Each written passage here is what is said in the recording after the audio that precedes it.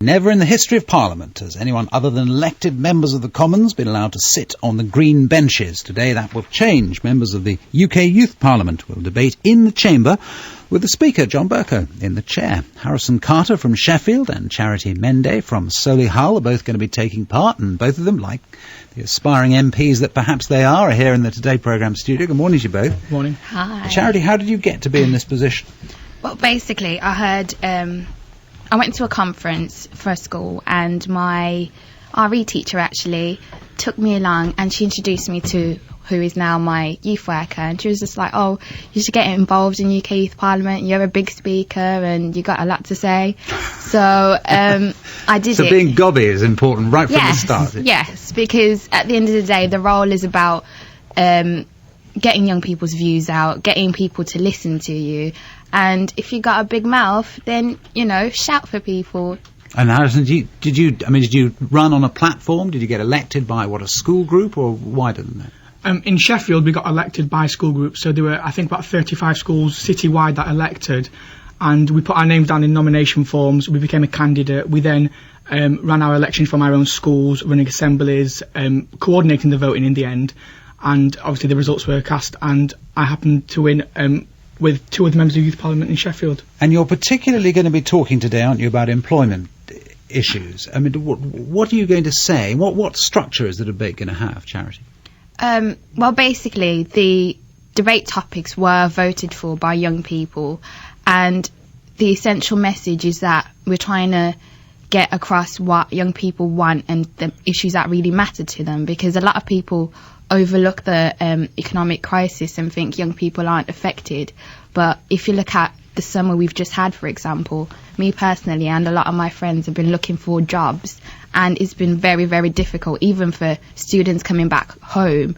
So the debate about young people and employment is a big one, because it's personal to a lot of us. But Harrison, do young people really exist as a group that can have a political message any more than old people or white people or any group of people? I mean, what it's unrealistic, isn't it? I think when people say political message, I think people believe it's to do with being, aligned with the party. That's not true in any way. We're an issue-based organisation, and they have a message about issues that affect them. So today, what we want to do is say, look, young people have a message. We can, put this on a national stage, and, decision makers could do something about it, because we do have a message. People, for example, looking for full-time work, they can only get temporary work. Apprenticeships going into jobs when perhaps, them jobs can't sustain them for long. Internships, voluntary work, they can't afford a voluntary work. These issues we need to bring up with national decision makers, and today we're going to do that in the House of Commons. Charity, are you going to be disagreeing, though, in the House of Commons? Or is this a proper debate in the sense of a parliamentary debate, or something different?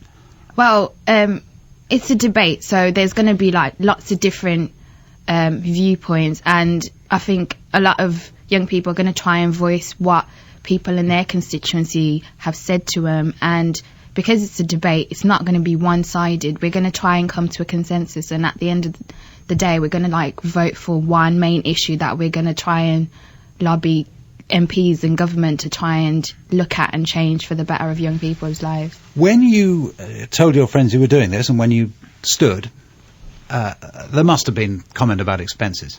It's so much in the news. To what extent? Both of you have done so well, and I don't want to detract, and I think people should, from the achievement that you have, particularly to be sitting on those green benches, which no one has ever done before who hasn't been elected. But, Harrison, do you feel that the shine has been taken off it by recent events? I don't think it has, because I think you could say the wonders of youth. It's, my friends were very supportive of it, and, of course the expenses came up. Do you get expenses, do you get this, do you get that?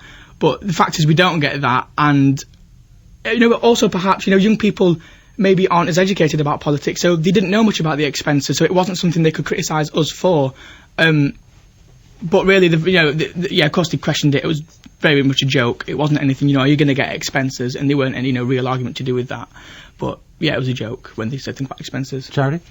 Well, basically, what people kind of forget is that UK Youth Parliament isn't like a little breeding ground for MPs. We're not MPs, we're just young people with passions, with, voices and determination to try and get issues that affect young people in centre stage kind of thing.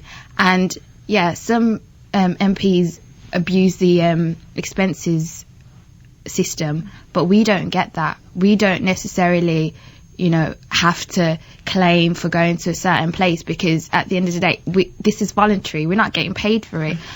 And have you managed, in doing all of this, to persuade the young people you've come across that politics is important? Because that's another thing you hear again, it just doesn't matter, or they're all the same, etc. Harrison, does this kind of thing make a difference in combating the cynicism that ultimately does threaten the well-being of the whole system? Absolutely. I mean, UK Youth Parliament as a charity, we locally run lots of events and projects for young people to get involved in, and I can guarantee every young person who's come out of those projects and events have said, you know, this has opened my eyes, and I can see something new in politics. And today, doing it on the national stage, you know, look, you know, we're the first people in 300 years, other than MPs, to sit in the House of Commons. It's a massive thing, and this is going to be one of those milestones that, you know, we can further engage young people in politics. I mean, young people see UK Youth Parliament, and especially in Sheffield, they see me as a representative and someone they can talk to take an issue and, you know, perhaps change things for them for the better. Harrison Carter and Charity Mhende, congratulations to you both. Thank you very much. Thank you. What a thrill. Lucky things. Where are you going to sit? You're going to sit in a particular seat? Do you know no, we where don't. No, we don't know. Probably in regions, but, you know, I don't know where. You get to swing the mace. Oh, no! No, Heza's gone. Anyway, sorry, there's one for the old people.